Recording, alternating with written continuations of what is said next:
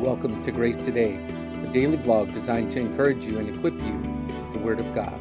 Let's begin. Well, hello, dear friends. Welcome back to a new week of Grace Today. Lord willing, we will have a full week this week. Thank you for your patience and graciousness. It has taken me far longer to get back into the normal swing of things, coming back from the trip to Honduras. Just had a lot more to catch up on than I realized, and the jet lag affected me a little longer than I realized.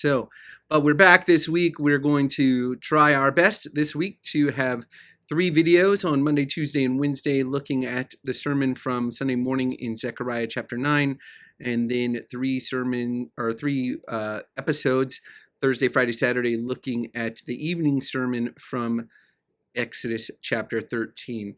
So stick with us. Thank you for your patience. Thank you for your graciousness. And we'll try to get back into a regular flow. Well, today we're going to look at what we learned Sunday morning from Zechariah chapter 9, these great promises of the Messiah. And as we mentioned on Sunday, this really is a burden as it's translated in the NASB, it's Oracle, in a couple of other translations, I think both the ESV and the Legacy Standard Bible. But it really is the idea of kind of a heavy oracle or a burden. It is a word of prophecy that is of judgment usually, and therefore heavy.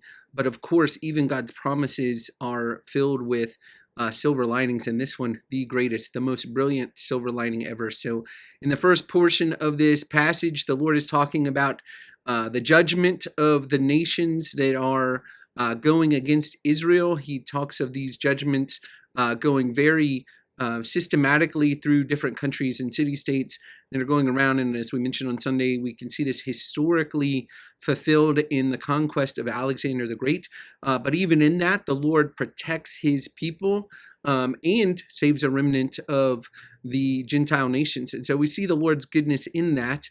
And it brings us to this great promise in verses 9 and 10 of the Messiah, in which we get some of both of the Messiah's first coming and second coming, or first advent and second advent. In here is first advent. He comes humble, righteous, and endowed with salvation, but humble and mounted on a donkey. But he is going to reign. He is going to reign over a perfect kingdom of peace that will be global. And so we see both his first and second coming and promises of his judgment, which are given to spur the people on to finish the work of the temple, to trust in God's protection of that. And he gives a brief prophecy there that is fulfilled in the time of the Maccabees. But again, all of these historic fulfillments point to the ultimate fulfillment, and they're called to trust in the promises of God. Well, that's the whole chapter there in a nutshell. But these videos, we really want to focus on application. And so the first application, as I mentioned on Sunday, of understanding these great promises of God is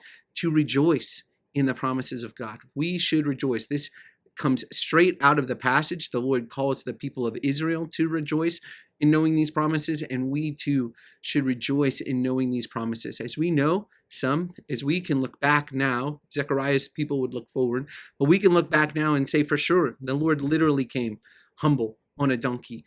We can rejoice in that and rejoice in knowing that gives us even more reason to believe all the rest of the promises are fulfilled. So let me encourage you to take some time today to just simply rejoice. Bless the Lord for the promises that he has made, for the ways that we've already seen many of them fulfilled in history, and for the sure hope that we have that the rest of his promises, which are yet to be fulfilled, are still certain because of our Messiah, our great King. I pray this is a great encouragement to you. I pray the whole series in Zechariah continues to be an encouragement to you. I love you, Grace Community, and I'm praying for you. Have a great day. Thanks for tuning in to Grace Today. For more information on Grace Community Baptist Church of Elgin, Texas, and how you can support this ministry, check out the links in the description below. See you tomorrow.